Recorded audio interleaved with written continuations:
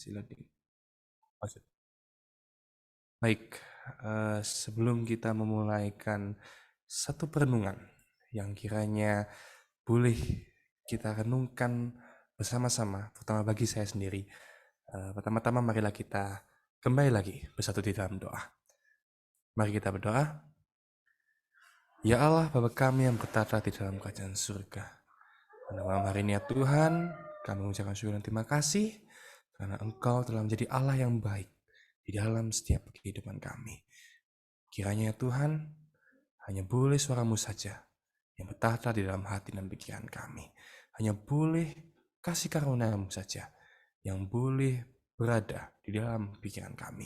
Ampunkan ya Tuhan dosa dan kesalahan kami. Di dalam nama Tuhan Yesus, kami berdoa dan mengucapkan syukur. Amin.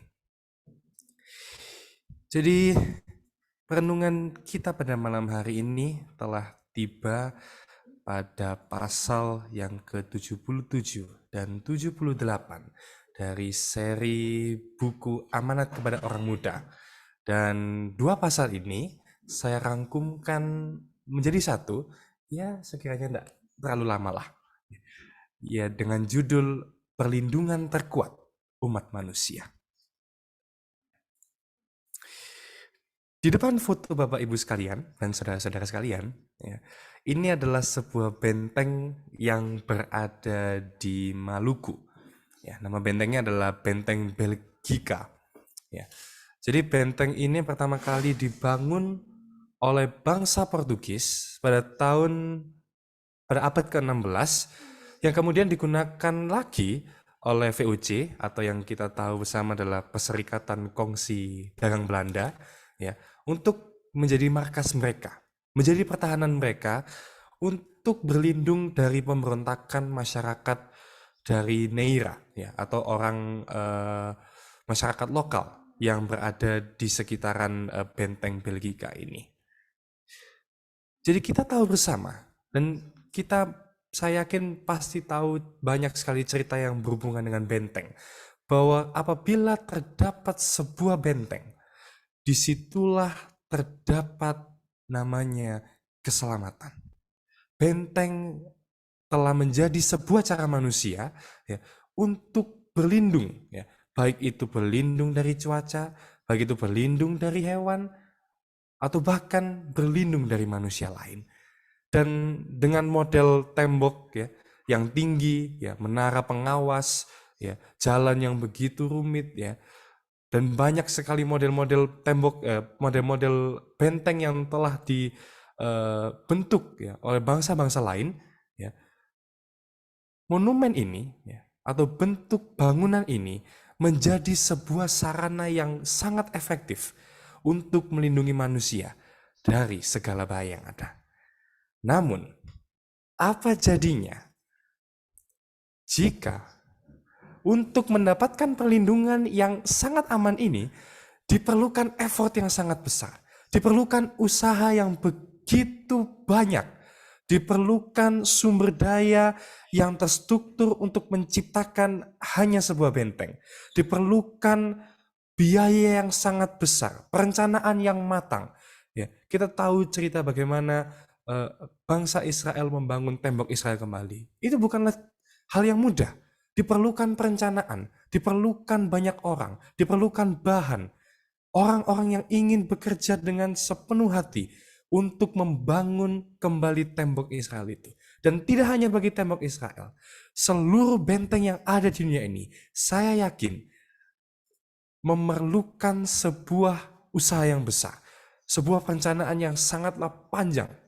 Bukanlah hal yang mudah untuk sekelompok manusia membangun sebuah tempat perlindungan. Namun, bagaimana kalau pada malam hari ini saya akan memberikan sebuah alternatif lain?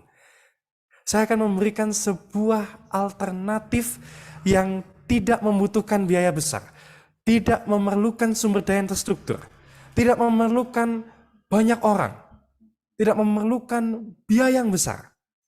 Yang kita perlukan hanyalah sebuah sekecil usaha, sedikit jadwal yang tertata, dan satu sikap yang berserah. Ketika kita melakukan sikap ini, ketika kita menengadahkan pandangan kita ke atas, mengulurkan tangan kita, menutup mata kita, atau melipat tangan kita, apapun sikap kita, ketika kita menghadapkan permohonan kepada Khalik pencipta kita, disitulah terdapat sebuah perlindungan yang tidak ada benteng manapun yang mampu memberikan perlindungan lebih dari sebuah permohonan doa. Di dalam buku Amanat kepada Orang Muda, berhubungan dengan Tuhan Allah mengukuhkan pikiran-pikiran yang baik, cita-cita yang mulia, tanggapan-tanggapan yang terang tentang kebenaran, dan maksud yang tinggi dalam perbuatan. Ketika seseorang mengadakan perhubungan dengan Tuhan Allah, maka Tuhan Allah lah yang di sini dikatakan mengukuhkan, yang akan menguatkan, yang akan menghadirkan pikiran yang baik, perlakuan yang mulia, cita-cita yang mulia, tanggapan yang terang akan kebenaran, dan maksud yang tinggi di dalam perbuatan. Mereka yang selalu mencapai kedudukan yang makin lama makin tinggi dikarenakan mereka berhubungan selalu dengan Tuhan, serta mendapatkan pandangan yang lebih terang tentang Tuhan Allah dan perkara-perkara yang kekal, sehingga Tuhan menjadikan mereka saluran-saluran terang dan hikmat bagi dunia. Bagi mereka yang mengadakan perhubungan dengan Tuhan, bagi mereka yang rindu untuk terus bersama dengan Tuhan melalui doa, seiring dengan intensnya perhubungan tersebut, Tuhan akan membawa mereka ke tempat yang lebih tinggi lagi. Tuhan akan menghadirkan kepada mereka sebuah kehidupan yang selalu memandang kepada surga, pandangan yang terang, perkara yang kekal. Sehingga Tuhan memampukan mereka, Tuhan akan boleh menjadikan mereka menjadi saluran terang, menjadi berkat bagi orang lain. Dan itu semua dimulai dengan berhubungan bersama dengan Tuhan. Amanat kepada orang muda di halaman 229 mengatakan, orang muda yang mendapatkan kesukaan di dalam membaca perkataan Allah dan di dalam jam sembahyang akan selalu disegarkan dengan air sejuk dari pancaran air hidup. Ia akan mendapatkan satu kesempurnaan tabiat yang tinggi dan satu keluasan pikiran yang bahkan tidak bisa diselami oleh orang lain.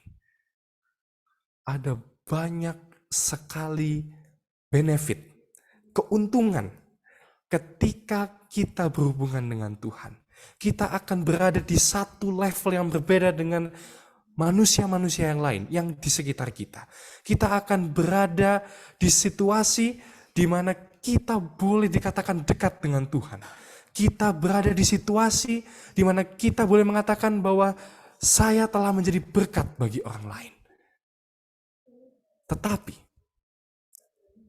dengan benefit yang ada, yang telah saya sebutkan tadi, bagaimana caranya agar kita boleh mendapatkan perlindungan yang telah disebutkan oleh Nyonya Ellen White?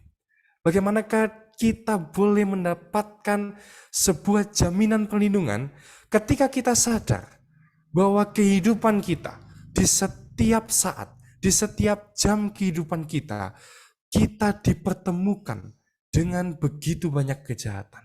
Kita dipertemukan dengan begitu banyak godaan. Kita dipertemukan dengan banyak sekali hal-hal yang bertentangan dengan Tuhan.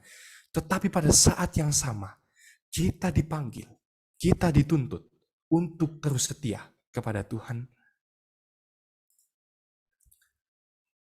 Alkitab mengatakan di dalam Matius 6 ayat 6, tetapi jika engkau berdoa, masuklah ke dalam kamarmu, tutuplah pintu dan berdoalah kepada Bapamu yang ada di tempat tersembunyi.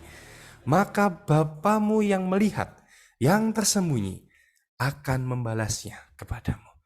Di dalam tempat yang tersembunyi, saya garis bawahi, ya, Tuhan memanggil kita untuk datang kepada Dia.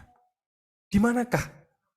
Di situasi seperti ini, di masa yang begitu sibuk saat ini, di kehidupan yang serba modern saat ini, di manakah kita menemukan tempat tersembunyi ini? Tuhan membaca segala pikiran yang tersembunyi.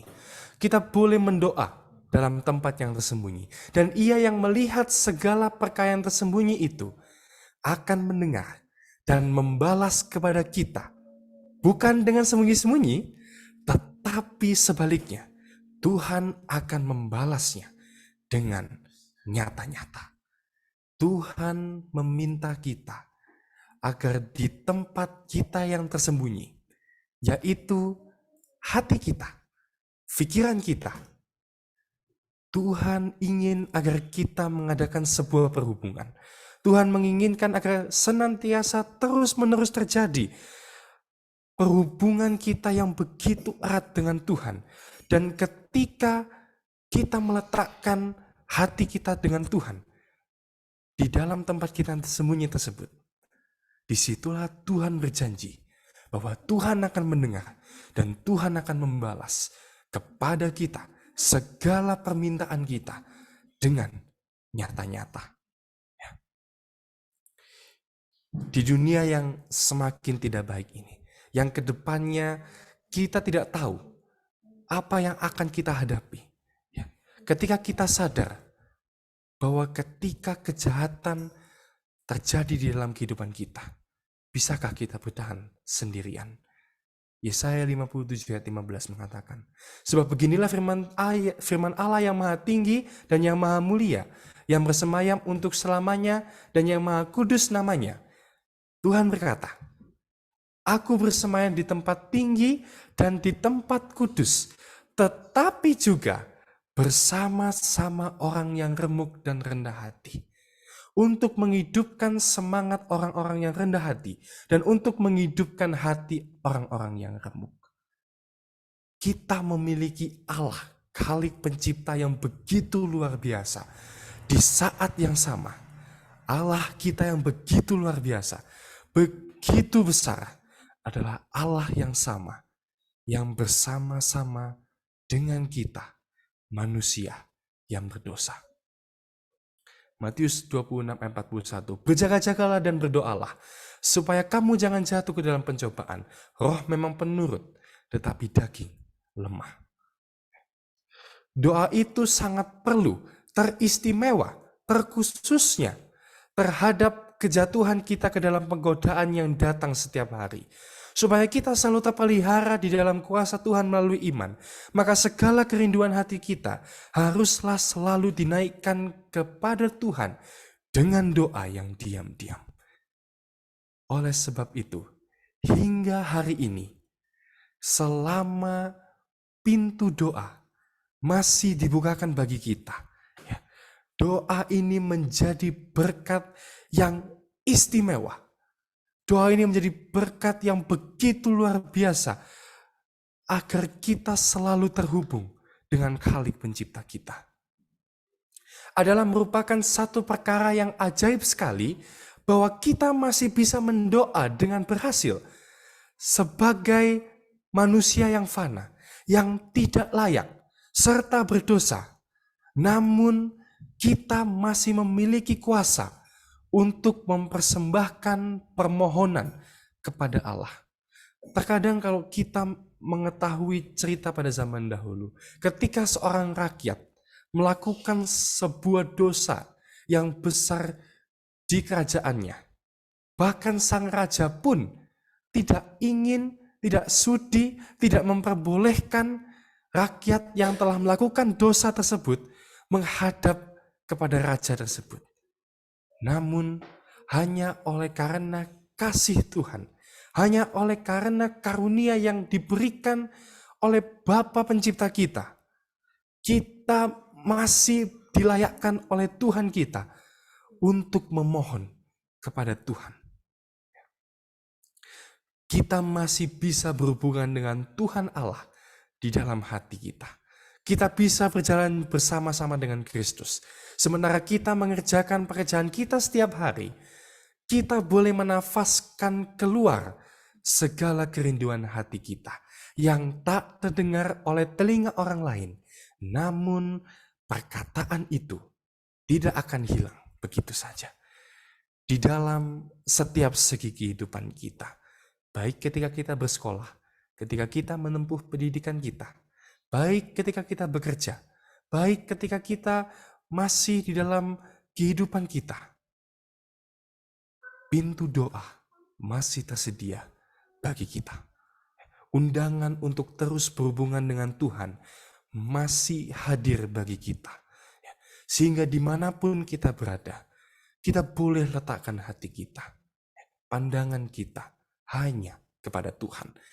Ketika kita meletakkan hati kita, ketika kita di tempat kita yang tersembunyi, di mana tidak ada seorang pun yang tahu, tetapi hanya Tuhanlah yang tahu bagaimana isi dari hati kita.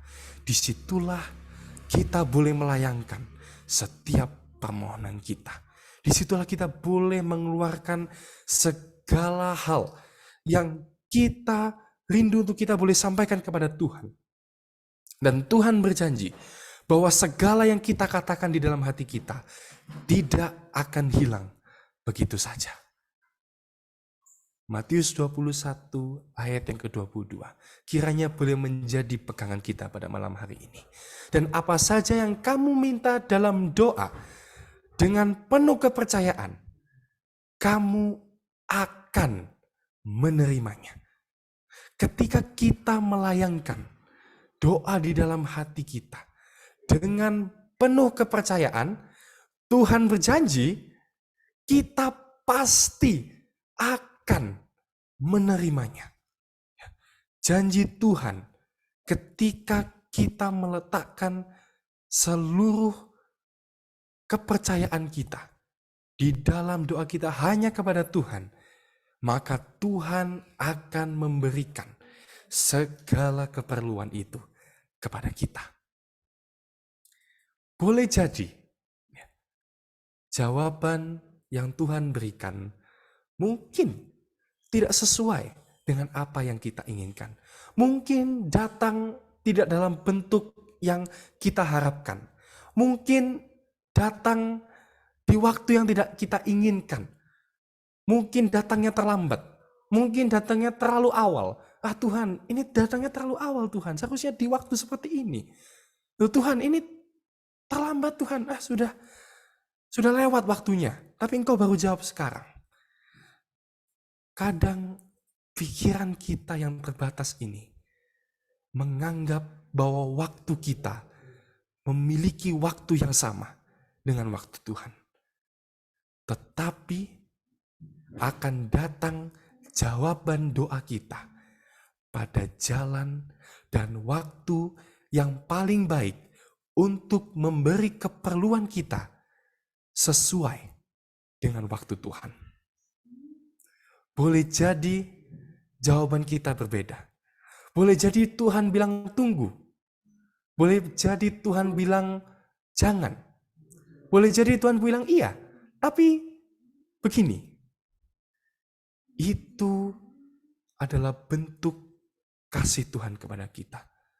Boleh jadi kita masih bingung di awal. Boleh jadi kita masih khawatir. Boleh jadi kita bertanya-tanya kepada Tuhan. Bagaimana Tuhan jawaban doa saya sebulan lalu? Bagaimana Tuhan jawaban doa saya minggu lalu? Tuhan mengerjakan sesuatu di dalam doa kita. Dan ketika doa itu dijawab, Tuhan sudah menyiapkan pada waktu yang tepat, pada situasi yang tepat, dan pada jalan yang paling terbaik untuk kita. Tuhan selalu akan menjawab. Ketika kita meletakkan hati kita, ketika kita meletakkan pikiran kita, dimanapun kita berada, tidak ada batasan waktu, tidak ada batasan tempat yang Tuhan berikan kepada kita untuk kita boleh memanggil Tuhan di dalam setiap perhubungan kita. Ketika Tuhan mendengar doa kita dengan penuh kerinduan. Tuhan ingin agar kita boleh selalu dekat kepada Tuhan. Ketika kita memberikan permohonan tersebut, Tuhan akan memberikan jawaban yang paling baik. Dan itu semua untuk kebutuhan kita. Boleh jadi kita perlu menunggu. Boleh jadi kita perlu bertanya-tanya. Boleh jadi kita perlu khawatir. Itu semua Tuhan hadirkan agar Tuhan boleh memperkenalkan kepada kita. Begini Aldin, cara kerjaku. Begini Aldin, caraku memenuhi kebutuhanmu. Dan disitulah kita boleh percaya perhubungan kita akan selalu didekatkan kepada Tuhan. Kiranya renungan singkat pada malam hari ini boleh dunia kita saat ini. Di setiap pembimbangan kita, mungkin pencobaan kita, atau bahkan kiranya itu boleh kita bawa kepada Tuhan. Segala pengalaman kita adalah hal yang sangat ditunggu oleh Tuhan Yesus Kristus pada saat Tuhan Yesus mengantarai kita. Tuhan Yesus menunggu bagaimana cerita kita. Tuhan Yesus menunggu bagaimana pengalaman kehidupan kita hari ini. Tuhan rindu agar kita boleh membagikan cerita itu bersama dengan Yesus. Dan kiranya menjadi kerinduan kita agar perhubungan kita dengan Tuhan boleh terus kita jaga. Dan kita boleh terus berserah. Kita boleh terus mengadakan perhubungan dengan Tuhan. Berjalan bersama dengan Tuhan. Hingga Tuhan nanti akan datang menjemput kita pada saat Maranatha tiba. Saya bawa dalam nama Tuhan Yesus. Kiranya Tuhan memberkati.